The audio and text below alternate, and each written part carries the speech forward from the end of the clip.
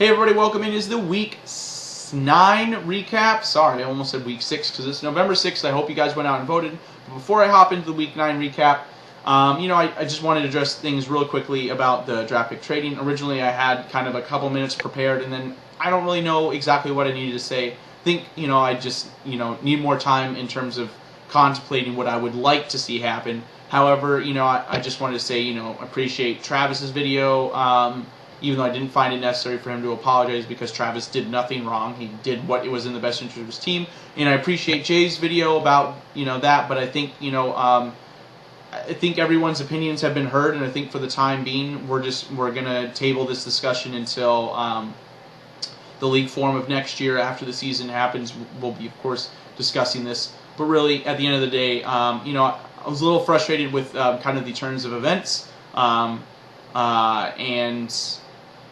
I just, I don't really know. And I think what needs to happen is we need to establish some league bylaws in terms of how we address these types of issues moving forward, because I think there is some level of people wanted their voice to be heard and they wanted to vote on things, and at the same time, I don't think this is really a topic that people should really be voting on halfway through the season for a league, because we vote on these things before the season, and I know this is a new thing, but I think, moving forward, what I plan to do is just, I'll make my decision, that's that, and we will table the discussion until the following season, and then things move forward. But anyway, that's kind of all I wanted to say. I don't really want to talk about it anymore. If people want to post it or discuss this topic, why don't we just wait until the end of the season? Because frankly, I'm kind of annoyed. Not necessarily annoyed, but just tired of talking about it, because,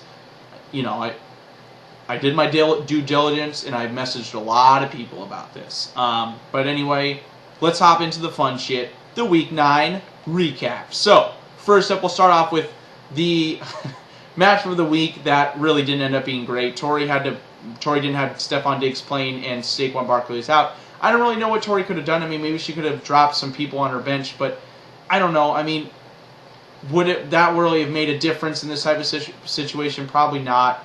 I think Tori was just short-handed, and that's what you do. You just kind of handle it, take it. However, Tori still, finished second lowest points, so did not manage to be the low man, which,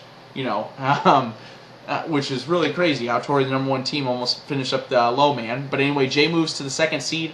The only difference between Tori and Jay is like a 70 or 80 point differential in points for. Tori is pretty firmly in the lead right now. However, I am coming up close. I'm only 40 points behind Tori in the points for category.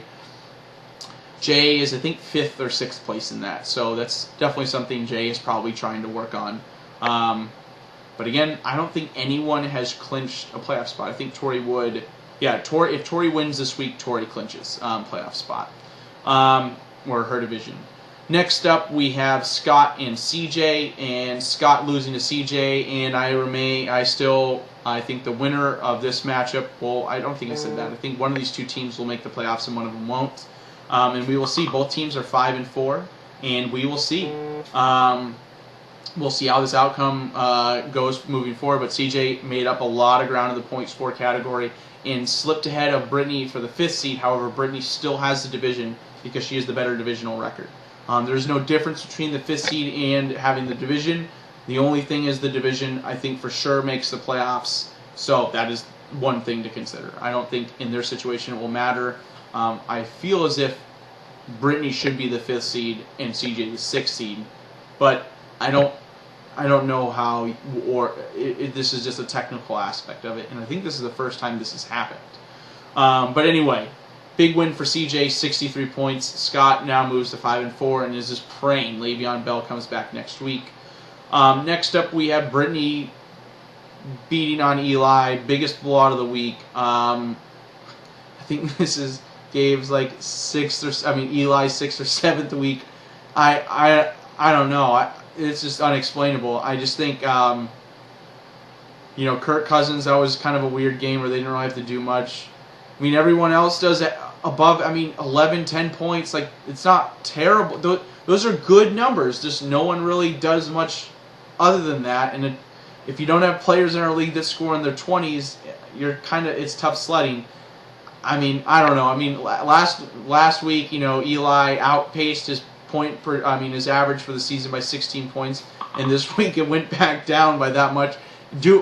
More so to the point where his average went from 117 points per game to, I think I just caught a fly, 117.5 points per game to now 116.2 points per game. So, and that was before of last week's point total. So, yeah, 93 did some damage there. But anyway, Brittany moves to 5-4. Eli firmly in 12th. To start preparing for that ball, for the consolation. Do everything you can to avoid that ball sack, Eli. That's my only word of advice. I mean, this is I hate piling on Eli on this situation. I don't think anyone's ever started 1-8 before. I don't even think the season. I'm pretty sure Mick, the year that he got the ball sack, he went like 3-13. Like I don't even. I mean, yeah. I'm just gonna leave it at that. I'm sorry, Eli. It does get better. Anyway, I played Gabe this week and had a 40-point victory, and it's starting to shape up pretty well. I'm pretty excited. It's gonna be fine. It even to the point where Sony Michelle did 0 and Derek Carr. I could have started someone else at the running back position besides Nick Chubb or Mark Ingram. I just wasn't as quick to the punch to start Mark Ingram. But regardless, 176 points. Not going to complain about that. 9 points by Derek Carr. That was just terrible. But we move on and we survive. Like I was saying when I started off, like 1-2, everything's fine. Everything's fine. Everything's fine. Next up, we have Weston and Travis, and Weston gets a much-needed win here. Now moves to 4-5, and really has a lot to. I think as long as Weston goes like 3-1, he has a good chance to make the playoffs. Travis not having Gronk to play, that was difficult, and probably if he started Ben Watson would have been a little bit closer. But really, there's not really much more he could have done. I guess if he started Ben Watson and started Mohamed Sanu instead of